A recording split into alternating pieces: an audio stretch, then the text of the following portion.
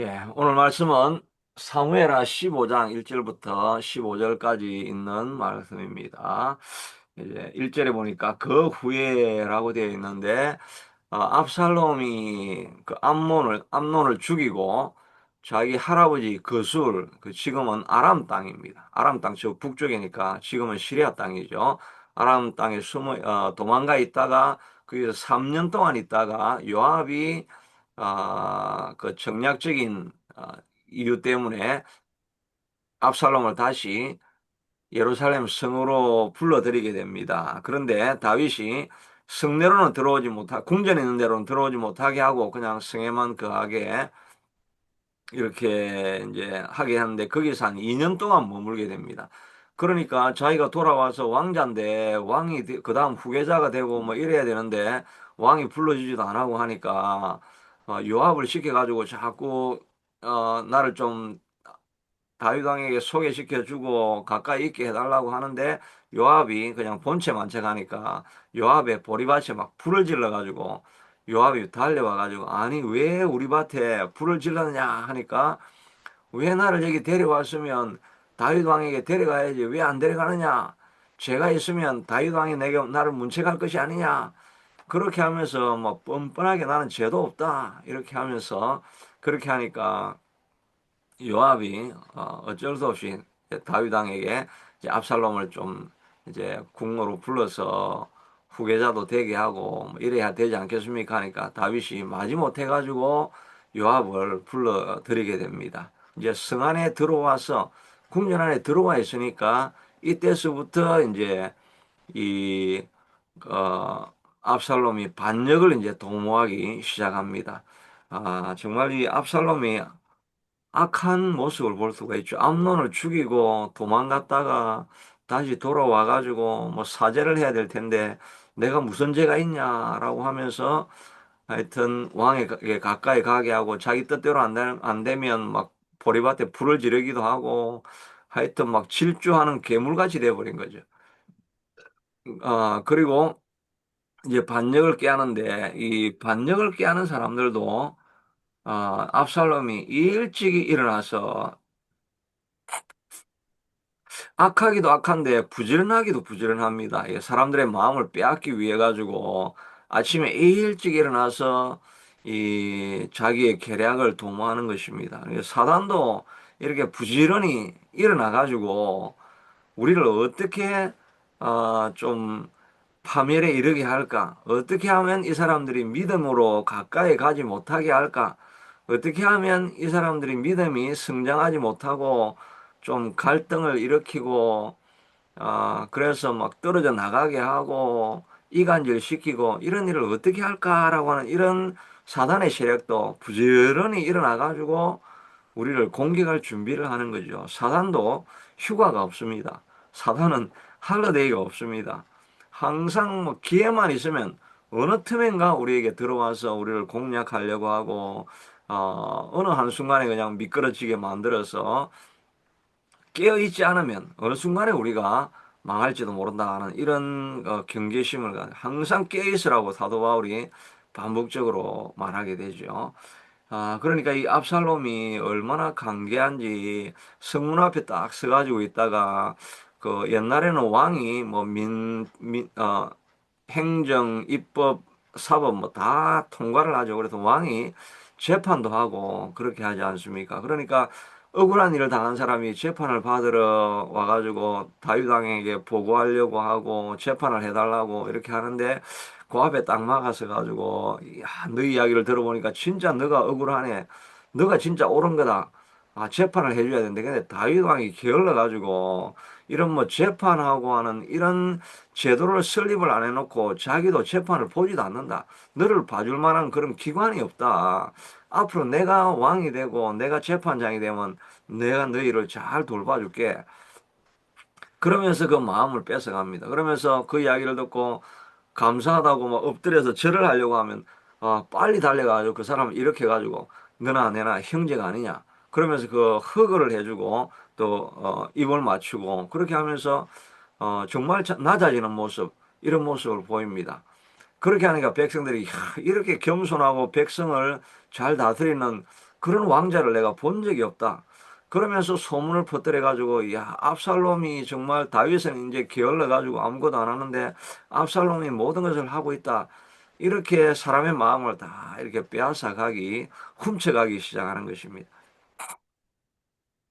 사단도 이렇게 계략을 막 써서 사단이 하는 일은 사람들의 관계를 이간시키는 것입니다. 어떻게 하든지 사람의 마음을 이간시켜 가지고 나누어지게 만들고 또 미워하게 만들고 갈등하게 만들고 이런 것들이 사단이 하는 전문직이죠. 그리고 거짓말을 이렇게 능수능란하게 잘하는 이런 것들은 사단의 마음이 들어간 거죠. 어느 목사님이 옛날에 어릴 때 자기 애를 하나 데려왔는데 애가 엄청나게 맞아가지고 이게 막 몸이 다 부어 있는 거예요. 저도 옛날에 제가 완전 초신자일 때 고등학교 3학년 때 제가 있던 그 교회에 귀신 쫓아내고 하는 축사하는 그런 일도 좀 있었거든요. 그래가지고 여자 하나를 데려왔는데 막 몸이 퉁퉁 부어 있는데 이게 너무 많이 맞아가지고 이 여자는 애가 아니고 좀 이제 뭐 청년 같은 여자인데 너무 많이 맞아가지고 막 몸은 다 부어 있고 이런데 그 여자를 붙잡고 장정 몇 명이 그 여자를 붙잡고 막 목사님하고 기도를 하는 거예요. 이 여자도 하여튼 뭐 어떻게 하는지 귀신이 들렸는지 뭐 귀신이 들렸다고 이렇게 하는데 그래 저도 이제 옆에 가가지고 기도를 하려고 우연히 들어갔는데 제가 그 모습을 본 거죠. 그래서 막 기도를 하니까 나도 막 기도를 하려고 하는데 이 여자가 나를 딱 째려오는데 와 이거 얼마나 이거 그 소름이 끼치는지 저는 거기 있다가 그냥 도망 나오고 이랬는데 하여튼 그 귀신 들리니까 사람이 막 장정이 몇 명이 잡아도 여자를 한 명을 감당하지를 못하더라고요.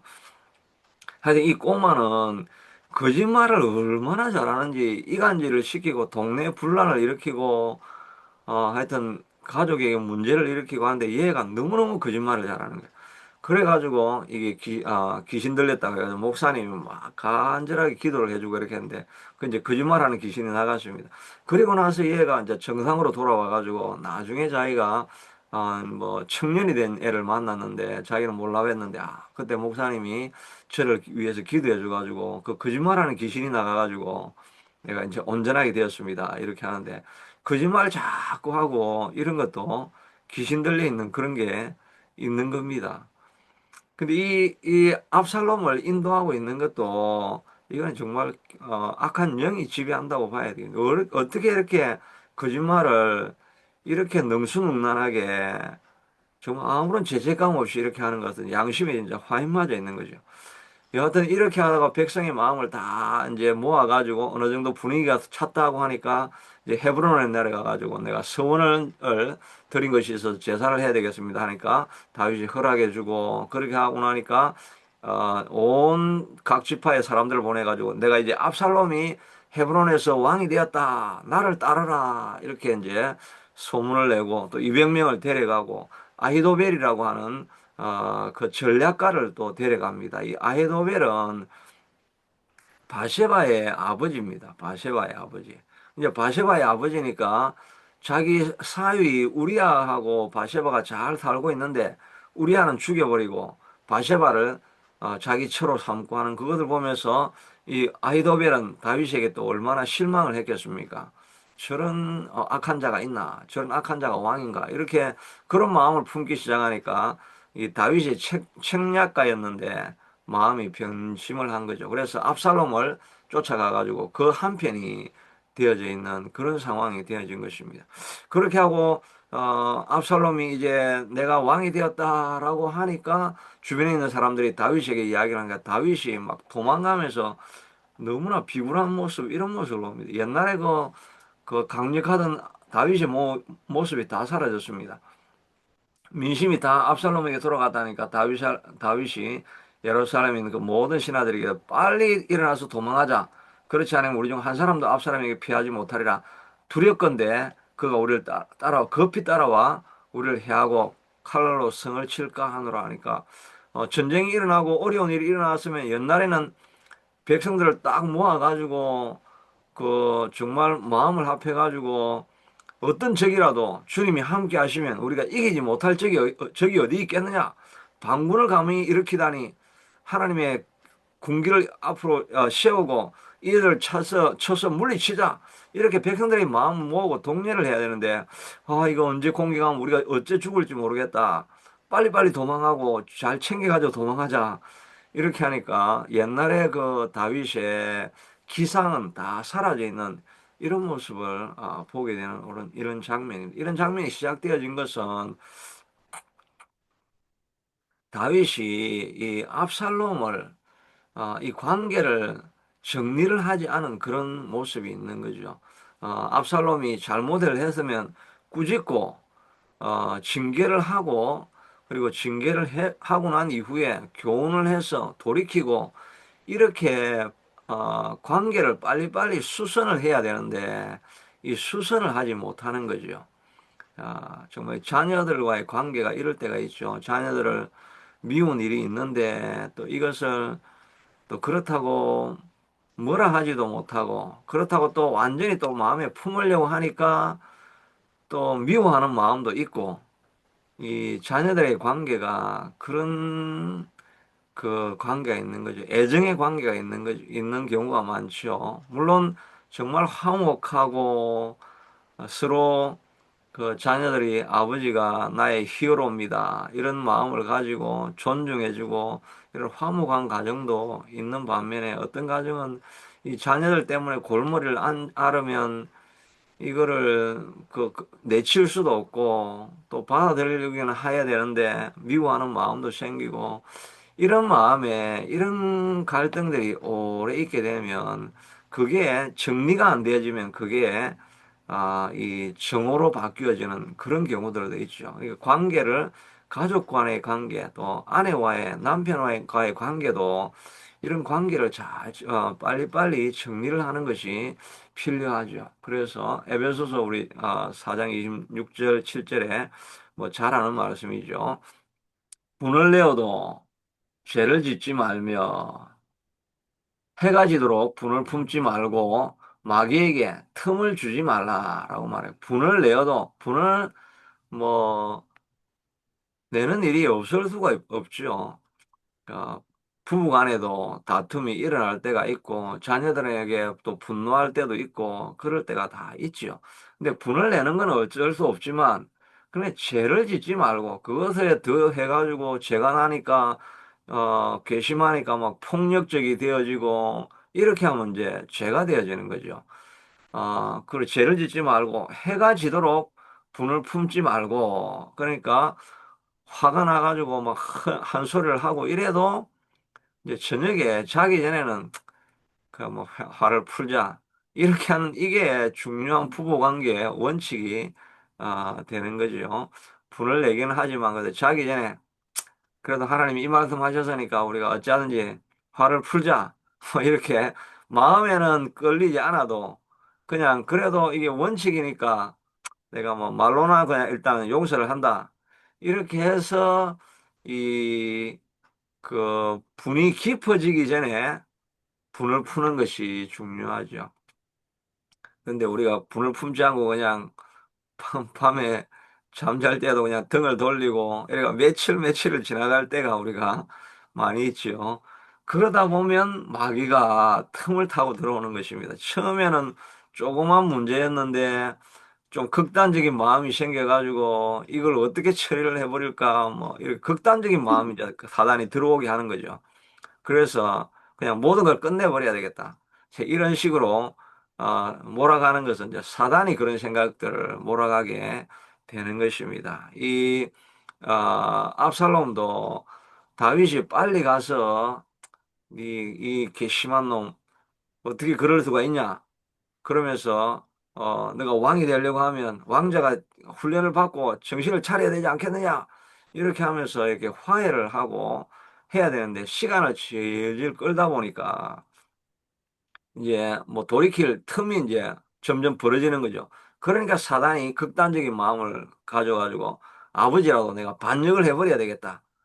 이런 막 극단적인 마음이 생기기 시작하니까 이제 이간질 시키고 거기에 분노한 마음들 또 분노한 사람들 모으고 정말 극단적인 일을 처리하게 되는 일이 일어나게 되는 것을 보게 됩니다.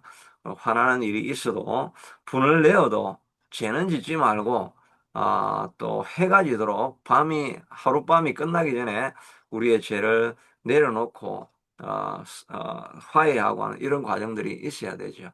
근데 사실은 이런 일이 쉽지 않지 않습니까? 어떻게 우리가 정말 엇나가는 자녀들 또 화나게 하는 남편, 아내 이게 쉽게 용서할 수 있겠습니까? 오직 용서할 수 있는 방법은 일단 법칙은 이렇게 정해놓고 그냥 그래도 이제 왜 밖으로는 마무리를 하지만 진심으로 용서하고 받아들이는 거는 이거는 쉽지 않은 일이죠. 이 용서할 수 있는 마음은 오직 요- 어, 내가 당한 억울한 일을 압도하는 하나님의 은혜가 임하게 되면 그때 우리가 진심으로 용서할 수가 있게 되는 거죠. 하나님의 압도하는 은혜 아니고는 우리가 사람을 진심으로 용서할 수가 없습니다. 저도 이렇게 미워하는 마음이 있다가 이제 아침에 제가 기도하다가 제가 얼마 전에 이렇게 느꼈던 것인데 제가 갈등이 있는 이런 이제 뭐 우리 애들 문제이기도 하죠. 그렇게 있던 마음이 있다가 제가 이렇게 아침에 와서 기도하다가 하나님이 주시는 마음이 하나님 그의 자녀에 대한 긍휼히 여기는 마음 이 마음을 내게 하나님께서 오히려 주시더라고요. 그러니까 내가 얘들이 왜 이렇지 않나 이렇게 내가 불평하던 것이 불쌍히 여기는 마음이 생기니까 야, 얘들이 내하고 따라다니다가 참 고생도 많이 했지. 그런 생각이 들고 내가 어떻게 하든지 얘들도 고생하고 또 자기 나름대로의 삶의 인생의 문제를 가지고 있는데 내가 오히려 축복을 해줘야 되겠구나. 내가 이 사람들을 내가 더 긍휼히 여기는 마음을 가지고 어떻게 하면 얘들이 잘 될 수 있을까? 계속해서 축복하는 마음을 가져야 되겠다. 그래서 걔들을 보면 한심하다는 마음이 들 때마다 너는 앞으로 잘 될 거야. 너는 앞으로 잘 될 거야. 하나님이 너를 축복해 줄 거야. 하나님이 뭐 안 될 것 같지만 하나님이 너와 함께하면 모든 일이 잘 될 거야. 이런 축복하는 말로 이렇게 접근을 하게 만들어 주시는 그런 하나님이 주시는 마음이 있더라고요. 하나님이 주시는 압도하는 은혜, 긍휼히 여기는 마음, 이런 게 있을 때 우리가 정말 사람을 용납하고 받아들일 수 있는 거죠. 그러니까 하나님의 압도하는 은혜를 달라고 우리가 기도할 필요가 있습니다. 그리고 사단이 우리의 마음을 막 사로잡을 때 오늘 이렇게 찬송했던 것처럼 주의 보혈 능력이 있도다. 아, 예, 법의 피 믿어 주의 보혈 능력이 있다. 그 영어로는 보면 there is a power in the precious name of the precious uh, name of precious blood of Jesus. 예수 그리스도의 보배 피에 능력이 있도다, 파워가 있도다 이렇게 찬송 그 내용이거든요. 그러니까 주님의 보배 피 안에는 파워가 있습니다. 용서하는 파워가 있고 또 안 되는 것을 되게 만들어주는 능력이 있고 죄를 사는 능력이 power in the precious blood of Jesus. 예수 그리스도의 보배 피 안에 그런 능력이 있는 것을 알고 보배 피를 통해서 하나님 이 죄를 이길 수 있는 마음, 억울하게 생각하는 이 마음을 이길 수 있는 마음, 죄된 이런 분노가 있는 이런 마음을 이길 수 있는 힘을 주시옵소서라고 보배 피를 의지하고 기도하면 보배 피의 능력으로 말미암아 우리의 죄된 마음들, 사단이 침투하려고 하는 이런 마음들을 우리가 이길 수 있는 힘이 생겨나게 될 줄로 믿는 것입니다. 또 한편에서는 다윗이 너무나 이렇게 약해져 있지 않습니까? 이게 압살롬이 뭐 공격해 봤자 그별 세력도 아닐 것 같은데 너무나 두려움이 엄습하니까 빨리 우리가 도망가자. 쟤들이 우리를 공격하면 우리가 언제 죽을지 모른다. 이런 마음을 가지게 되는데 정말 나약한 마음을 가지고 있는 것을 보게 되죠. 이때가 다윗이 이제 통치한 지 한 37년 가까이 된 때라고 합니다. 그러니까 왕이 되고 나서 통합 이스라엘의 왕이 되고 나서 한 37년 정도 지나면서 다윗이 이제 영적인 왕이 되어서 왕궁에 거하는 이런 이제 마인셋을 가지게 됩니다. 옛날에는 현장에 나가서 전쟁하고 그러니까 하나님의 도움을 구하고 또 어려운 일이 사울에게 늘 쫓겨다니면서 하나님 앞에 기도하면서 하나님 앞에 가까이 있는 모습이 있었는데 그냥 이 왕궁에 늘 거하고 있으니까 무엇이든지 자기가 명령하면 다 되고 뭐 안 되는 것이 없고 하니까 하나님 의지할 필요가 없어지는 것입니다. 그러니까 하나님 앞에 나아가서 기도하는 마음, 하나님의 얼굴을 구하고 하나님의 능력을 구하고 하나님의 도움을 구하고 하던 이런 기도하는 생활들이 점점 약해지니까 이 모든 주변에 있는 사건들에 대해서 두려워하는 마음이 생기게 되어지는 것입니다. 우리도 이 컴포트 존에 거하면서 기도하는 생활을 자꾸 잃어버리면 조그만 일에도 두려움이 생기고 겁이 나고 불안 초조하고 하나님이 주시는 그런 용맹함이 다 사라져 버릴 수가 있는 것입니다.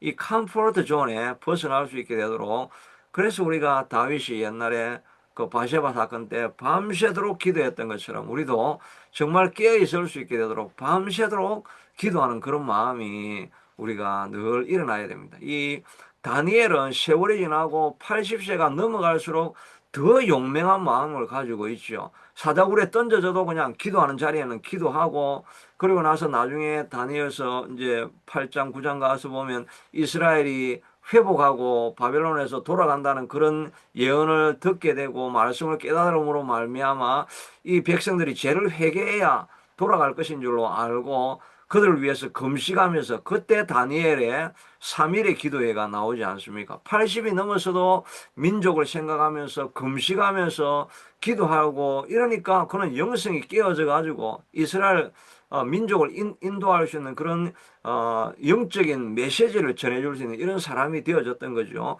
바울도 60세가 넘어서 이제 마지막 감옥에서 죽어가지만 그러나 그는 깨어 있으면서 골로새서 빌립보서 그 옥중 서신을 써서 계속해서 사역을 하게 되는 것입니다.